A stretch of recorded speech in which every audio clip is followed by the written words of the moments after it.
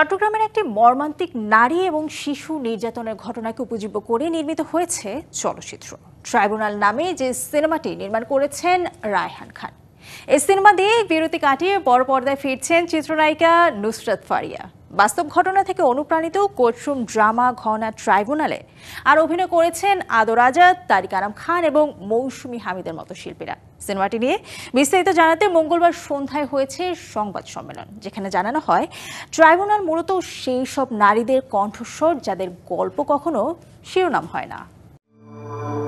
প্রতি বছর এই দেশেই প্রায় 500 নারী খুন হয়। চট্টগ্রামে নারী ও শিশু নির্যাতনের এক মর্মান্তিক ঘটনাকে উপজীব্য করে নির্মাতা রায়হান খান বানিয়েছেন চলচ্চিত্র ট্রাইব্যুনাল। সত্য ঘটনাকে উপজীব্য করে নির্মিত এই ছবিতে কাজ করেছেন দেশের জনপ্রিয় 4 নায়িকা নুসরাত ফারিয়া, তানিয়া বৃষ্টি, মৌসুমী হামিদ ও সায়রা আক্তার জাহান। সিনেমাটি নিয়ে জানাতে সম্প্রতি রাজধানীর এক 5 তারকা হোটেলে হয়েছে সংবাদ সম্মেলন।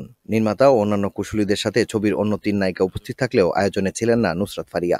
এক কথা যদি বলি, আমি এটার জন্য গল্পটা শোনার সাথে সাথে হ্যাঁ বলেছি, কারণ ফিল্মে এর থেকে ভালো গল্পে আমি আসলে নিজেকে দেখতে চাই না। মানে এটা হচ্ছে বেস্ট আমার মনে হয়েছে এতটা গ্যাপের পর।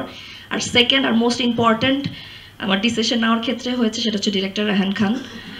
রায়হান খান যখন আমাকে নিয়ে কিছু করছেন, আমি চোখ বন্ধ করে জানি যে সেটা আমার ভালোর জন্য। ওর চাওয়াটা ছিল, সুযোগ অনেক জায়গায় চেষ্টা করছে, ভালো ভালো পরীক্ষিত মানুষের সাথে চেষ্টা করছে, এবং এখানে তো মানে ওকে তানিয়া বলে আসলে আমরা কেউ ডাকতে পারি না পুরো। ও আমার রুমমেট ছিল তো, জেসমিন, ভুলে যাইতাম ওর নাম, তো জেসমিন বলেই আমরা ডাকতাম। It's a courtroom drama and অনেক টুইস্ট অ্যান্ড টার্নস আছে। যখন আমি আমাদের স্ক্রিপ্ট রিডিং এর জন্য আমাকে ডাকা হয়েছিল, তারিক আনাম স্যার আমাদেরকে অনেক গ্রুমিং করেছে। এটার জন্য আমি আসলে অনেক অনেক গ্রেটফুল।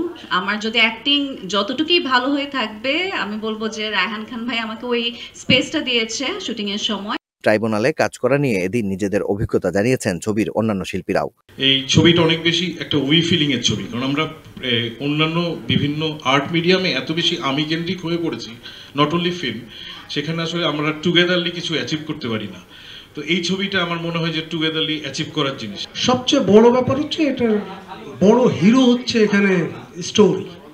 ওই স্টোরি টেলিংটা এমনভাবে করা যে প্রতি ভাজে ভাজে টুইস্ট এবং প্রতি মুহূর্তে আপনাকে দেখার জন্য সিটে বসিয়ে রাখবে, এতটুকু আমি বলতে পারবো। ট্রাইব্যুনাল দেখার পরে আপনার অনুভূতি আমি জানতে চাই। মানে আপনার যদি খারাপ লাগে আপনি মন খুলে বলবেন যে খারাপ লেগেছে, দরকার পড়লে যেটা গালি দিয়ে যান, কোনো চাপ নাই, কিন্তু সিনেমাটা দেখেন। এবং আমি এটাও বিশ্বাস করি, এই সিনেমা যদি 100 মানুষ কোনো একটা হলে দেখে, সেই 100 মানুষ আরো 10 লাখ মানুষকে দেখাবে।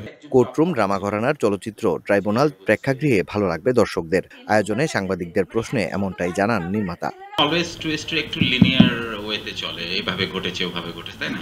তো টুইস্টকে আসলে একটু ভাঙতে হয়, টুইস্ট টার্ন করতে হয়, এন্টারটেনমেন্টটাকে নিয়ে আসতে হয়, ইমোশনসগুলোকে বিল্ড আপ করতে হয়, ক্যারেক্টারগুলোকে জাস্টিফাই করতে হয়। সবচেয়ে বড় চ্যালেঞ্জ আসলে স্ক্রিপ্টিং। ভীষণ থ্রিলিং আমাদের কোর্টের স্টোরিটা, এবং আপনারা উঠতে পারবেন না, একটা ডায়লগ মিস করতে পারবেন না। ট্রাইব্যুনাল সিনেমায় নুসরাত ফারিয়া ও আদর আজাদকে দেখা যাবে আইনজীবীর ভূমিকায়। নির্মাতা জানান, সব ঠিক থাকলে আসছে ঈদে প্রেক্ষাগৃহে আলোর মুখ দেখবে সিনেমাটি। নতুন ইমেজে আপনাদের সামনে আসবে। He did tremendous. Maksudul Haque Imu, DBC news, Dhaka.